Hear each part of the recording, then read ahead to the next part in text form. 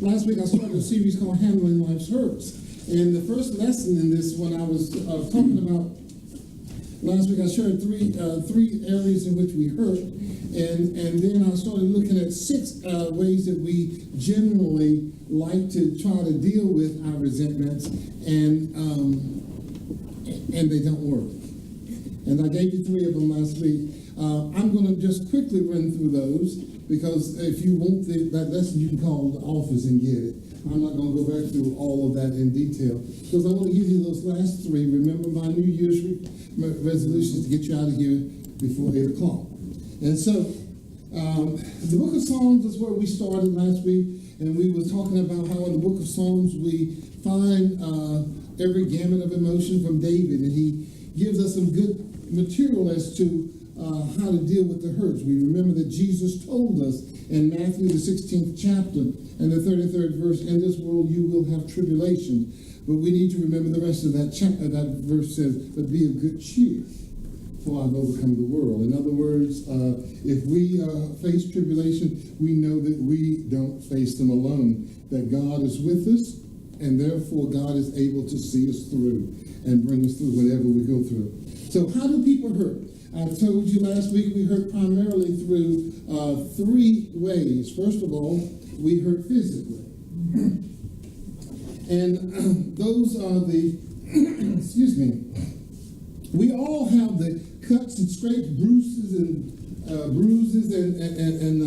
bumps of life. Nobody's exempt from them. Amen? My coughing is for some of it. Darrell, you've had some of it this past weekend. He's on his 2nd round of it. So we all have those things in life. We hurt physically. And it's no fun, is it?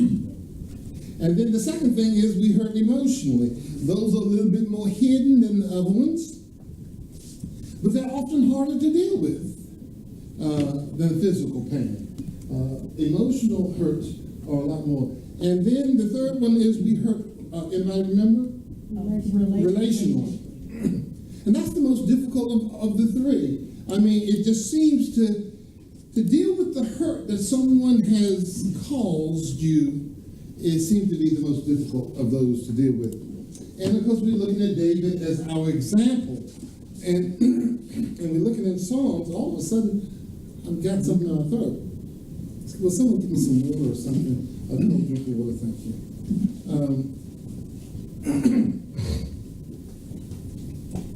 And so we're looking at how to handle life's hurt. In part 1 last week, we began looking at the 6 common ways that we try to usually deal with hurt, and they just don't work. They just don't work. David tells us in Psalms 34 and 18, the Lord is close to the broken heart.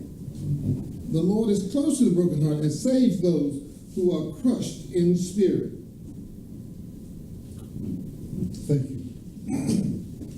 And so that's a good starting point right there, because nothing you go through is ever going to make God go away from you. As a matter of fact, you're never closer to God than when you're going through hurt. Amen.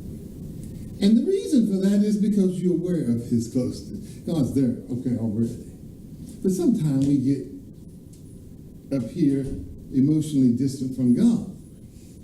And we realize during our hurts, and times when we hurt physically, emotionally, and relationally, we realize that that God is close by. And so after that, we looked at the first 3 of those 6 remedies that don't work. Let me do a quick review. The first one was don't what? Ignore it. Don't ignore it. In other words, don't try to just grin and bear it. David said in Psalms 32 and 3, there was a time when I wouldn't admit my sin, but my dishonesty made me miserable and filled my days with frustrations. You might think that you can ignore it and maybe it'll go away. David said, don't work that way. So don't ignore your problems, especially hurt. The second was don't what? Don't run from it. David said, learn a lesson there too. He says, and so I don't run from it anymore. David said in Psalm 55, the 6th and 8th verse, he said, I wish I had wings like a dove. I'd fly away and find some rest. I'd flee to some refuge from the storm. It's just human nature to run from difficulty. I don't like it. If I could run from it, I would. I don't like it. It's a fact of life. I remember last week I said that by law, all doors on public buildings go out. Why? Because people panic and run. When people panic, they run. And if that door don't go out, there's going to be a lot of hurt people. Okay? And so people try to escape. They run from the hurt. And we try all kind of ways to escape. Drugs, drinking, TV, overeating, you just name a few. And the only problem with it, though, you forget about it for a few moments, but it always comes back. Remember I told you, it's sort of like the main rides at Six Flags. You know, you wait in line for 2 hours for a 30-second ride, and then you get off right where you started. That's the way it is when we run from our hurts. We get off right where we start. We might be able to get away from it for a few moments, but we get off right there, and you have to pick up right where you are. So you're never going to solve a problem by running from it. And so David said, I learned from that experience. Don't ignore it and don't run from it. The third one was don't hide it. That means, when you take this attitude, I'm just not going to tell anybody about it. I'm just not going to tell anybody about it. In other words, wearing a mask is what that is. And David said in Psalm 32, Psalms 32 and Psalms 51. Those are the two. Yeah, Psalms 32 and Psalms 51 are the ones that he wrote in response to what happened with him and Bathsheba up on top of the house. And so this is from that little incident. He said, I kept quiet, not saying a word, but my suffering only grew worse. And I was overcome with anxiety about what he had done. And the more I thought, the more troubled I became. We don't like to admit when we're hurt, so we hide our hurt, we wear a mask. Many of us are pretty good at disguising our hurts. But the reality is that revealing our feelings is the beginning of healing. After Nathan said to David, and David is the king, and so you don't just accuse the king of anything. That man back then he had the power of life and death. And so David told him a little story. He said, David, let me tell you something. There was this rich man who had all these flock and herds, and this one poor little man who had one little ewe sheep, and it was like a daughter to him. He held him in his arms, and he all this stuff. And so the rich man had a visitor from another place come out of town, and so the rich man wanted to prepare a feast, but he didn't take one of his own. He took the one little ewe lamb of this poor man. And David was incensed by this story. That man ought to die. And Nathan looked at him and said, David, you're the man. And so when he was faced with that, he began to get troubled by it. But his healing started when he began his confession. Revealing his feelings was the beginning of his healing. James says in 5:16, confess your faults to one another. You can never work on a fault until you admit it. And you need to admit it to yourself, you need to admit it to God, and you need to admit it to other people. Now, remember I told you, it doesn't mean a Facebook post. Or your 200 closest friends. This needs to be done with as few people as possible, but with folks who you can trust, who love you, and who have your best interests at heart. So don't ignore it, don't run from it, and don't hide it. You caught up from last week. Let's look at this week then. Number 4 is don't worry about it. Now, what do I mean by don't worry about it? I know that's easier said than done. Because we like to stew and fret, spew, and get uptight over life. We know people like that probably. Daryl and I have known each other a long time. We know some of the same folks over there. And we become anxious. And when we become anxious, that makes us worry. And worry is an attempt to control something that's uncontrollable by you. Okay? It's playing God. It's assuming responsibility that God never meant you to have. And that's what you do when you worry. When I worry about something, does it solve it? No. When you worry about something, does it solve it? No. No. To worry about something that you can change is done. Amen. It's just done. To worry about something you can't change is useless. If you can change it, go ahead and change it. All right?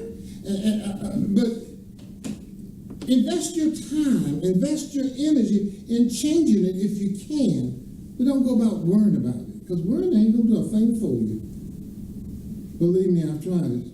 I don't need David's advice on this one. I've tried. It don't work. But what did David say? 55:2, I'm worn out by my worries. Psalm 77, he said, I'm so worried I cannot speak. And look at Psalm 37:8. Don't give in to worry or anger. It only leads to trouble. Worry is like a rocking chair. That's what it is. Worry is like you rock back and forth, but you don't ever make any progress. You don't ever go anywhere. You're just there rocking. That's what worry is like. It doesn't solve anything. So don't worry about your problem. Work on your problem. Pray about your problem. The reason we walked over and prayed for you, brother, is because we don't want you worried about it. We want to pray about it. And you're not worried about it anyway. Because you know, ain't anything you can do about it. That's right. What will be, will be. Amen. Another song. I wish I'd wrote that song and made money on it. And if we prayed as much as we worried, we'd have a lot less to worry about. Amen. Think about it. Have you ever noticed that when you worry, something just gets bigger and bigger and bigger? The longer you worry, the bigger it gets. If somebody criticizes you, and the more you rehearse that criticism in your mind, the bigger it gets, and the bigger and the bigger it gets. And pretty soon, if you're not careful, the whole world is out to get you. At least in your little world, you know.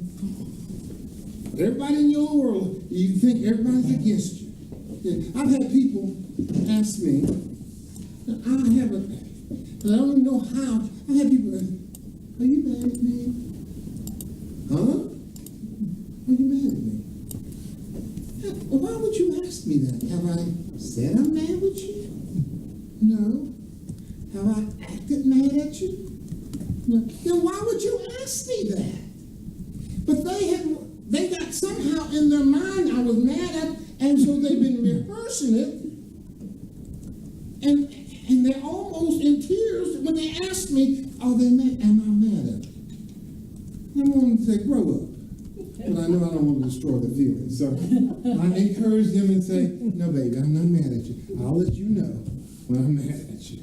But you see, but that's because the reason they're there is because they didn't rehearse it in their mind. Somehow they got in their mind that I was mad at it, and they rehearsed it in their mind. And believe me, I know how this works. I've done it.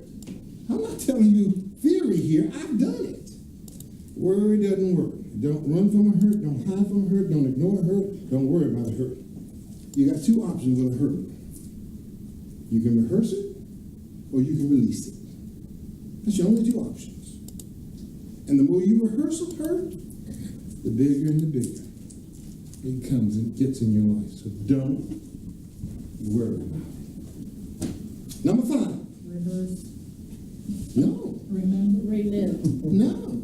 Oh, really? I thought I would throw in the next lesson right here. Oh. Don't resent it. Since I'm going to do a whole piece on resentment, I thought I'd just give you an early start tonight. Don't resent it. You know what I mean by don't resent it? It's my way of just saying, don't give into self-pity about it. People me don't work either. Psalm 73, verse 21 and 22 said, when my thoughts were bitter and my feelings were hurt, I did not understand you. He's not talking about that person who hurt you. He's talking about God. When you get bitter and and your feelings get hurt, you start looking at God differently. That's what happens if you go into self-pity. Okay? And here he says, I don't understand the situation. I don't understand what God's doing, what I'm doing. I don't understand anything because, see, my resentment has clouded my mind. And the one thing that's more harmful than your hurt, whatever your hurt is resentment. Resentment is much, much worse than anything you've ever been hurt over because it's self-inflicted. You're injecting yourself with poison, with resentment. And all it does is cloud whatever the issue is, and it keeps you from having joy. The past can no longer hurt you unless you let it. And that's the problem. Like in a situation like this, they've been divorced for over a year now. I'm not saying that she's not hurt by what happened in the relationship. I wish they hadn't gone there. Believe me. I don't want to know. You know, there's sometimes when you're older, you just don't want to know this stuff. But I do know this. It's in the past. And it can't hurt you unless you let it. And so one of the facts of life is, as long as I'm fixing blame, I can't fix the problem. Amen. You spend your energy on one or the other. You can't do them both. And fixing the blame is who's at fault or fix the problem. And if you're still in a relationship that hurts you, you need to quit fixing the blame and start fixing the problem instead of turning your energy against each other and your energy on each other. If the relationship is over, then you need to work on letting it go. And you'll be bitter or better. There's only those two letters difference.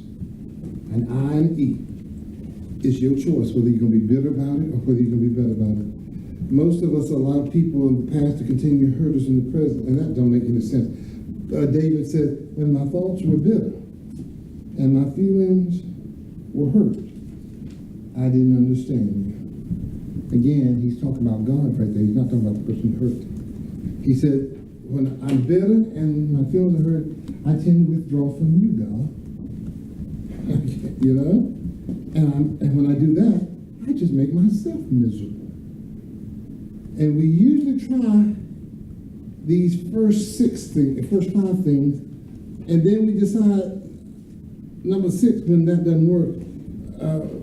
When we realize that running from it don't work, hiding from it don't work, ignoring it don't work, worrying it about it don't work, resenting it doesn't work, then we usually assume there's only one alternative: we just throw in the towel. And that's number 6. Don't give up. Don't give up. We throw in the towel. So don't give up. Don't give up. David said, I tried that, and that doesn't work either. Don't give up. And maybe some of you, I don't know, is at that stage in your life that maybe you've been trying to hurt for so long you're thinking, what's the use? Why try? I'm at the end of my rope. I want to throw in the towel. I want to just call it quits. You know, I'm like Humpty Dumpty. Nothing can put me back together again. It's over. Tried too long, too hard. My life is out of control. I'm going to give up. And David would say, I know exactly how you feel. I've been there. He knew what it was like to hit rock bottom. This is the king. And he knew how to hit rock bottom. He said in Psalm 130, 1 and 2, listen to this. From the depths of my despair, I called to you, Lord. Hear my cry. Listen to my call for help. From the depths of my despair, I call to you, Lord. Hear my cry, Lord. Listen to my call for help. Let me tell you something. It is not funny to be depressed. If you're that way today, God understands. And I know I was there a couple of years ago. I'm going to share with you something tonight that's kind of hard for me to share. I'm not a person given into depression naturally. I'm a person that sort of stays in a zone. I usually stay in here. I can come up here, but I don't usually go to euphoria. Or I can come down here, but I don't usually go into the abyss of depression. I usually am a person who can stay in the zone right there. I can go up and I can go down, but I don't usually go out of the zone. But I have to tell you, 2014 was a very hard year for me. By late 2013, the weight of Savion, all the 2 years of running back to 4th to 11, had caught up with me, and he had died, and the weight of his death was catching up with me. And then I thought I was making a little bit better stride, and then in January of 2014, Gwen suddenly died here at the church on a Thursday evening. Gwen wasn't just my administrative assistant. Gwen was my defender.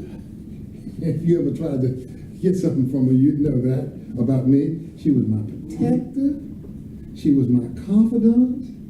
She was my friend, my dear friend. I've had, after her death, came to me and told me, said, you know, there were oftentimes I wanted some effort, and she just wouldn't give it. If it would involve you, she was not going to talk about it to me. And I knew that whatever I had said to Gwen stayed between me and Gwen. And so it wasn't just losing an employee, it was, and then be hit with that right behind Savion's death. And I found myself doing what I was supposed to do during that time. But some of you know what I mean, but all I was doing was going through the motions. And at first, I didn't even know I was depressed. I really didn't. I don't know what depression. I'm not a person who's experienced depression in my life. So I didn't know what it was. I knew something was wrong, and I felt like giving up. And I entertained the notion of resigning as pastor of Covenant. And Richard and William Jenkins told me, my best friends told me, give it some time before you make that decision. Richard Baum and William Jenkins. And I finally went to a couple of sessions with a therapist. You know it costs money. I give it free. Why are they charging me? But anyway, and in my second session, I had a breakthrough. Finding out what was going on with me. The therapist just looked in the chair. It was real simple. You're depressed. That was shock to me. Because I'm not a person who gives in. Like I said, I'm usually in a zone. I can get down, I can get up, but I don't usually go out of the zone. And, but you know what is shocking as well? It was great for me to hear it. Because it was at that point I knew what was happening, and so I didn't give up. God brought Glenn's Reading Room into my life. And if you wonder why I'm so high on Glenn's Reading Room, is because our discussions there did more than just enlighten me about theological stuff and faith stuff. That was my salvation during that time. It helped me lift out of my depression. It helped me spiritually to get my mojo back. It helped me love preaching again. And so it was a wonderful gift for me. So if you want to understand why the Reading Room is so popular with me personally, that's why. It's more than just a great avenue for faith. It was a it was a lifeline for me at a moment when I was depressed. And I'd never really been depressed before, that I can ever in my life remember. I'm not a person given to depression. I thank God for that, but I'm just not. But let me tell you something. Having been there, I understand what people go through with depression. I understand when you're like, know what to do. But let me tell you what I learned from the depression caused by significant losses in my life during that time. First of all, I learned that I tried to ignore the problem and it didn't work. I tried to pretend that those two significant losses wasn't really affecting me. But it didn't work. It was very much affecting me. I tried to, then I tried to run from it. I even entertained thoughts of resigning here and going back to that house in Virginia that I'm in. Thankfully, I didn't do that because that wouldn't have worked either. I probably wouldn't have come out of it. I tried the third way, hiding from it. I knew something was wrong. I couldn't put my finger on it because I'd never faced it before like that. And you know, the interesting thing is I faced some difficult losses in my life. Nothing was more difficult than to lose Mama. But surprisingly not, I didn't fall into depression behind her death. Maybe it's because she prepared us very well. Losing Daddy, after a long bout with Alzheimer's, it was a blessing to see him out of that misery. So I just hid what I was going through, and I fell into the trap of thinking, you will appreciate this, what a lot of people, ministers think, you're the preacher. You're the preacher. You're supposed to help other people with their hurt, so why don't you do something for yourself? Why, you know, and is that physician heal themselves thing? But hiding didn't work for me. I started worrying about it. I started worrying about what was happening, how I was going to get through it, how do I survive it, all that kind of stuff. And you know what? It is true what I just told you. When you worry about it, it gets bigger and bigger and bigger. And when depression is involved, then what happens? You go deeper and deeper and deeper into depression. And so, hiding didn't work. Worrying didn't work. It just made my situation worse. And I even found myself making stupid mistakes. Not here at the church, in my personal life. Stupid mistakes like not paying a bill on time. Just because, and it was sitting right there in front of me. And I always pay my bills on time. It was sitting right there on the desk in front of me, and I don't know why I didn't do it. Anybody know what I'm talking about? I had the money. I just didn't write the check. Anybody know what I'm talking about? And so, but then I tried this one. As much as you have heard me over the years talk about this, I tried resentment. Thankfully, it was a brief detour, okay? But I even went there, and guess what? I discovered what I told you all along about resentment was true. Resentment doesn't work. The one thing I'm grateful for is that I'm grateful to Richard Barham, and I'm grateful to William Jenkins. I never gave up. I never gave up. Thought about it, but I didn't do it. I may have had only a couple of sessions with a therapist, but it was an investment that produced some significant dividends in my life. It was almost a release when I heard those words, you're depressed. I had not diagnosed that for myself. I didn't know. when you go in, and now I know why they don't let, why lawyers shouldn't be their own lawyer and doctors shouldn't be their own doctors. It's hard to diagnose for yourself. You often will get it wrong. And it was a time I had to take, I take prayer serious anyway, but it was a time I really had to take my prayer life seriously. More seriously than I normally do. I had to spend some real quality time with the Lord. And that's when I discovered that something else I've been teaching is true. There were times I didn't know what to say to God. So I said nothing. I sat there. I let my mind run. I was trying to concentrate on God, but when you just sit there, sometimes crazy stuff runs through your mind. Anybody ever experienced that? All right. You're trying to be serious and crazy thoughts that you're thinking. You know what I did? I just let them run through there and then dismiss them and get back to what I was doing. I didn't try to pretend, oh, I'm more holier than this or anything. Okay, crazy thought ran through my mind. Big deal. I ain't gonna let it keep me from spending this time. You know what those crazy thoughts were, don't you? I finally figured out. That was the evil one's attempt to try to get you to stop being serious about your prayer time and go do something else.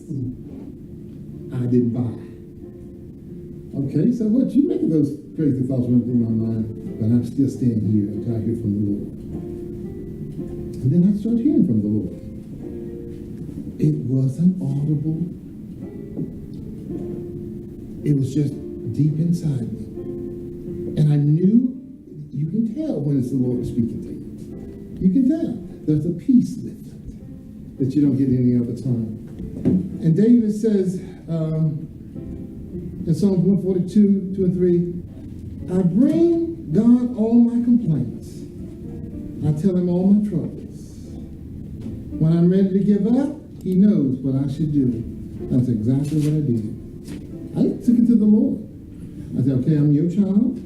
That's what your word says. That's the one time I remind him of what his word says. This is what your word says. I'm not making this up. I'm your child. And so your word tells me when I'm ready to give up, if I bring it to you, you know what to do. So tell me what to do. And I began to work through it. And I had some other parts that helped. Some of you were part of that journey. But instead of giving up, I gave it over. And he said, the first thing is I give my hurt to God. I was hurting. I was hurting because the apple of my eye, from the day that little boy was born, 2 weeks after he was born, because I was out of the country when he was born, and I laid eyes on that little boy, he had my heart from that moment on. And the person who had walked with me in this journey had covered the longest, had been so significant. And 6 months apart, were gone. And it shattered my world. And I had to give it, and I wanted to give up, but I gave it over to God. I felt like I was ready to throw in the towel, but I brought my complaint to God. And God knew what to do.